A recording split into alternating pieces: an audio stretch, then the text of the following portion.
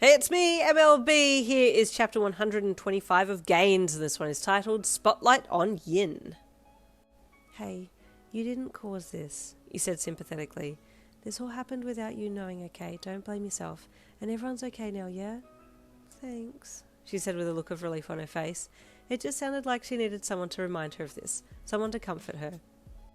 Hey, he said gently, when you could see her relief melting into a more emotional look.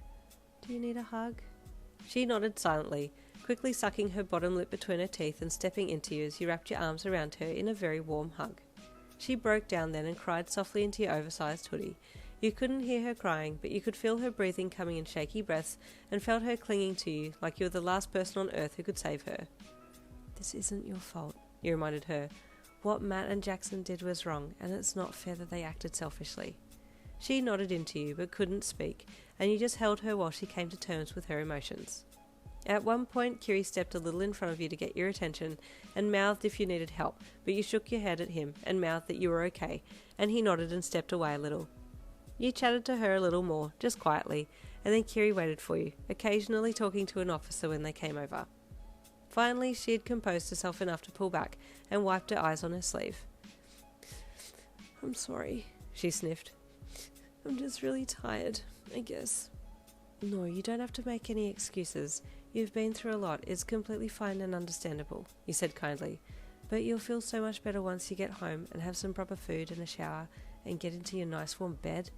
Do you know what you're going to have for dinner? Have you asked your mum and dad yet? You asked, trying to lighten the conversation before she went back to everyone. Yeah, she said with a small smile. We're going to go to the waffle place near home. Wait, is that the one across from the 7-Eleven? With a giant tree out the front? You asked. I know there are only 3 waffle places between here and where I live. Yeah, that's the one, she said with surprise. Wait, you go there too? Yeah, I do. Well, I did. I haven't been in a while, but my mum loves it, you said, suddenly feeling a longing to see your mum again. It's so good, she said brightly. I love the strawberry delight with the vanilla cream and unicorn sprinkles. Oh, that's a good one. I love the choc double choc.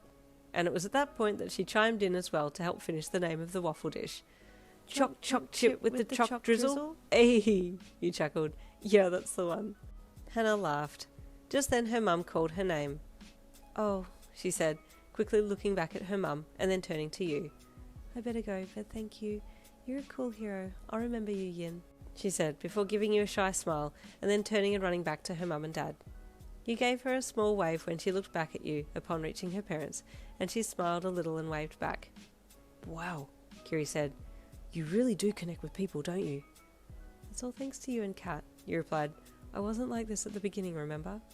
I do remember you being more quiet, but you've always had a warmth to you, he said kindly, his eyes shining in the dark as he looked lovingly at you. Yin? One of the officers called to you, and you looked over at him. May I have a word with you? You've been labelled as the front runner for this mission. I'm going to need to talk to you about some things, and also ask if you'd like to come when we interview the fog quirk wielder that was apprehended under your guidance. Guidance? You asked with surprise. It was Hawks. I don't know why I've suddenly been put in the spotlight. Hawks told us that you are the brains behind this mission, and rarely is Hawks wrong, he said with a smile. God damn that Hawks, he's thrown me under the bus, you thought with an internal shake of your head. Well, I guess we did find the kids, but can my fellow heroes Kirishima and Bakugou attend as well? We were all together during the rescue mission. It would be best to get the point of view from all 3 that were present, you said wisely. Good thinking, the officer said, then turned to Kiri. Are you Bakugou? He asked. Oh, no sir, I'm Kirishima. I'll go and find Bakugou though. I'll be back soon, he said before racing off to go and find the 3rd leg of your 3-legged relationship chair. The next 3 hours were a whirlwind of activity. Fat Gum went with you and the boys to the local station where they had Matt, Jackson, Alex and Damon held for questioning. The boys had all been separated so they couldn't match stories, and only Damon and Alex were allowed to leave once they'd given their witness, which they were more than happy to stay back and give. He and Alex had been patched up on site back at the forest, and respective parents were waiting for them in their cars out the side of the police station.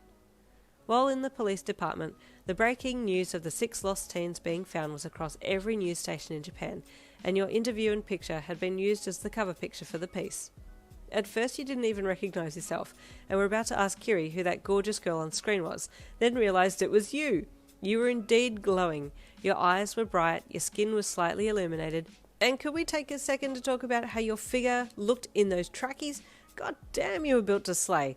Just the way your hoodie had bunched its way up a little accented how much of an hourglass figure you had accumulated over your time in training with your boys, and with Ori. But it was the way your thang be thangin' in those loose tracky pants. Damn. Wow, I do actually look good, you thought with a surprise, watching the interview and seeing the part where Fat Gum popped you out of his middle. It was like you had been possessed by a stunt woman, the way you flipped, landed and then just popped a hip out like a baddie. No wonder the cameras went crazy.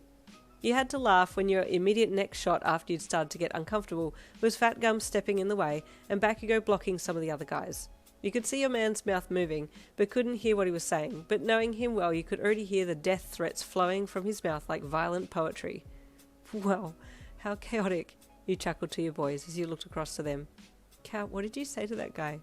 Not saying, because she's going to beep it out again, Bakugo grunted. Beep what out? You asked. What fourth wall? It is now non-existent. Stay tuned for chapter 126 coming tomorrow. I'll see you all then.